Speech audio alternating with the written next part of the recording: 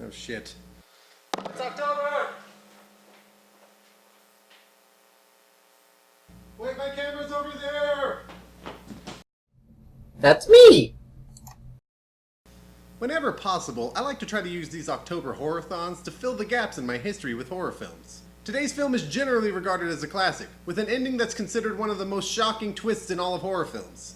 And I'm curious to see how well this film holds up by today's standards, especially given that I'm already well aware of the twist ending. Well, we'll find out, because I'm about to review Sleepaway Camp.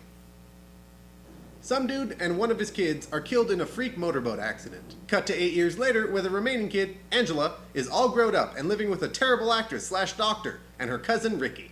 These two kids go to camp together, where they immediately start getting into trouble because Angela gets bullied for not talking to anybody, and Ricky gets into fights trying to protect her. Shortly after that, a series of unfortunate and unlikely accidents start to coincidentally happen to anybody that runs afoul of Angela. Or do they? Well, this certainly is a wacky movie, but the only reason I would go around calling it a classic is because it's really old. It's kinda just a standard slasher, with fairly tame slashes and a really big twist ending. But when your slashes are murder by bees, murder by drowning, and murder by lunch, and your big twist ending has been spoiled by your own classic status over the years, then your movie is left to be judged on its own merits, and it doesn't really hold up. First of all, how many deaths do you think it would actually take for a sleepaway camp to close down and send all the kids home? Even if it's deemed 100% an accident, I'm guessing your answer is still 1. So then your movie is over in 15 minutes, and no one is ever aware that there's a big twist at the end. And then I spent the rest of the movie wondering how effective the twist at the end of this movie would be if I didn't know it. Now, if you don't already know and you have any interest in watching this movie, I would come back to this video after watching it because I'm just gonna assume that everybody knows how it ends just like I did. It's okay, I'll wait.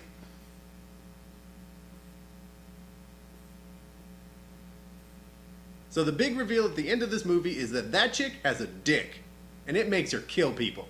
And I guess this movie wants us to reach the same conclusion that the camp owner does, that Ricky is the murderer. Because how could it be the sweet little girl that stares at everyone with dead eyes whenever they try to interact with her at all? Obviously it's the kid with the foul mouth that only ever tries to protect his cousin. But to be perfectly honest with you, I wasn't even aware that the movie expected me to think it was anybody but Angela until the camp owner started saying that it was Ricky. I have to assume that it was well hidden by the standards of the day because every other review seemed to be pretty surprised by it, but that doesn't really change the other problems I had with the ending. First of all, they really rushed to the finish line. There are like 3 murders in the movie, and then like 20 in the last 15 minutes. And I found the twist at the end of the movie less shocking and more hilarious. It's just a guy standing in a field with his dick out, and a girl's face poorly pasted on top of the body, mouth inexplicably agape. Again, this may have been great back in 1983, but I'm not watching it in 1983, because I would have been 0 years old.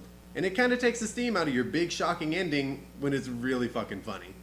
The cast of this movie was a wide array of terrible, with a few people that were okay. But you get warned pretty early. In the opening scene, the people react to seeing 2 people mutilated by a motorboat engine with over-the-top screaming or dumbfounded looks. Look, I know we don't have cell phones yet, but does anyone want to call an ambulance?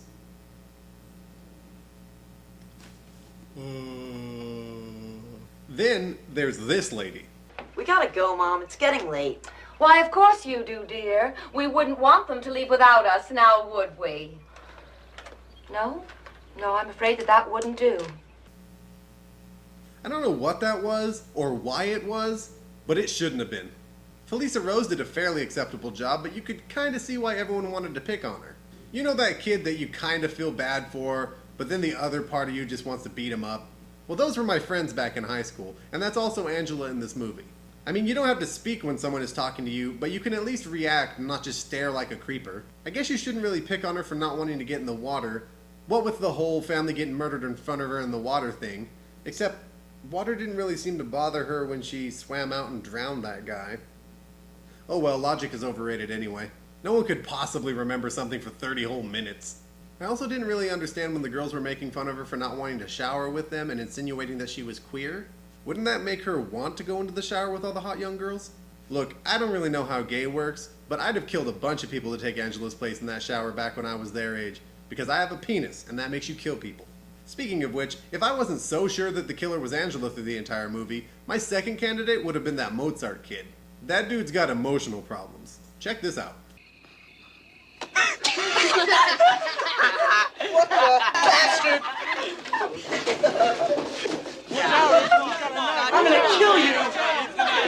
translation, you guys made me hit myself in the face with shaving cream, so I'm gonna stab you to death with a knife. That seems fair. So Sleepaway Camp won't be going down as a classic horror film to me. It seemed like the movie was almost entirely made by its big twist ending, and I did not get it twisted. Now, is that because the movie's been so heavily referenced since then, or because I just found it really obvious? I don't know. But without that big surprise, the movie's just a bunch of goofy kills and some terrible acting. I would still say this movie's worth watching, but more for its comedic and camp value. Or should I say, its Sleepaway Camp value, get it? So that's all I have to say about Sleepaway Camp, but before you go, don't forget to like, comment, and subscribe. And tell your friends and whatnot. And I'll see you guys later. My name is Robert, and Sleepaway Camp has just been reviewed. Well, you can forget about that, because this is a Friday the 13th movie, so Jason's climbed on board. But it's also a terrible Friday the 13th movie, so there's a random rocker chick filming a music video on the roof of the ship with a random twerp from the AV Club. And you can forget about that, because she's dead.